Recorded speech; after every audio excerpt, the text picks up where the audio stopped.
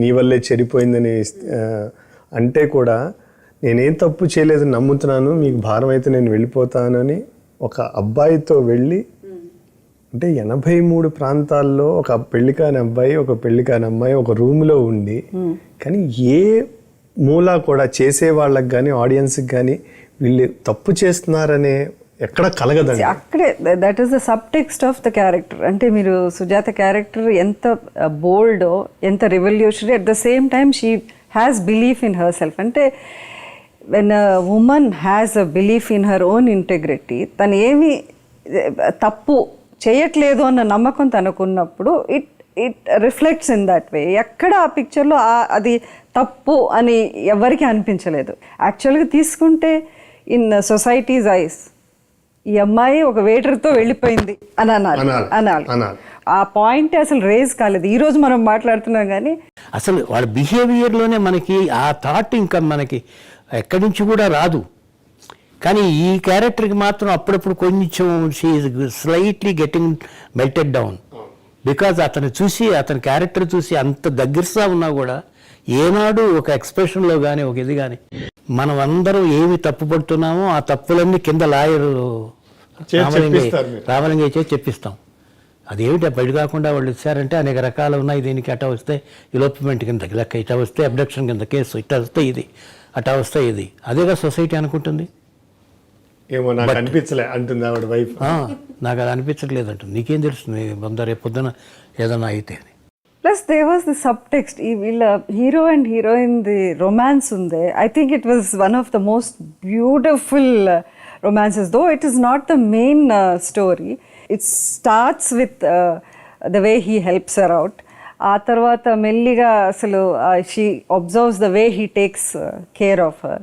So అలా buildup ఇచ్చి వాళ్ళది లాస్ట్ వరకు అసలు షీ నెవర్ రివీల్స్ ఓపెన్లీ, ఎక్కడ చెప్పదు. Actually there is a beautiful dialogue in that song, అయితే నిజమైతే సాంగ్లో గుడికి వెళ్తారు, మధ్యలో ఏమంటే మీకు మీరు కోరుకున్నవాడు మీకు నచ్చేవాడే మీకు దొరకాలని మొక్కుకున్నారుగా అంటే she also repeats the same dialogue. అవును.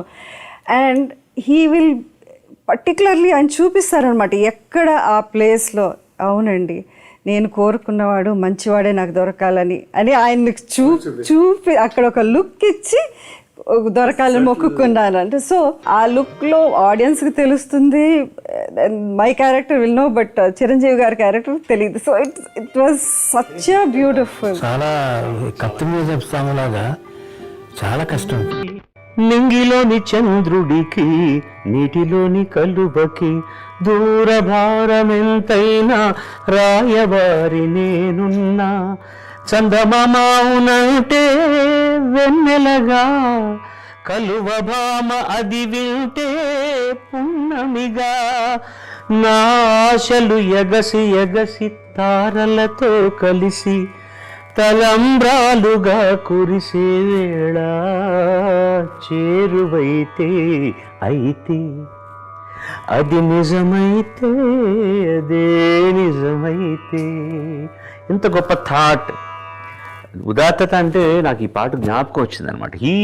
యూజువల్గా ఆ అమ్మాయితో నాకు పెళ్ళి అయితే ఎంత బాగుంటుంది, ఆవిడకి అలాంటి చందమామ లాంటి వాడు వస్తే ఆవిడకి ఎంత బాగుంటుందో, నేను రాయబారిగా ఉంటే ఎంత బాగుంటుందో అనేది.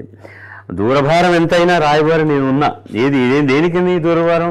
నింగిలోని చంద్రునికి నీటిలోని కలువకి, ఈవిడ కలువ చంద్రుడికి, నేను ఉన్నాను రాయబారిగా, చందమామ అవునంటే వెన్నెలగా, కలువుభామ అది వింటే పున్నమిగా, నా ఆశలు ఎగసి ఎగసి అప్పుడు నేను ఎంత దూరం వెళ్ళగలనంటే తారలతో కలిసి కలిసి ఆ ఆశలన్నీ తలంబ్రాలుగా మారి అక్కడి నుంచి కురుస్తాయి అన్నమాట. Great songs.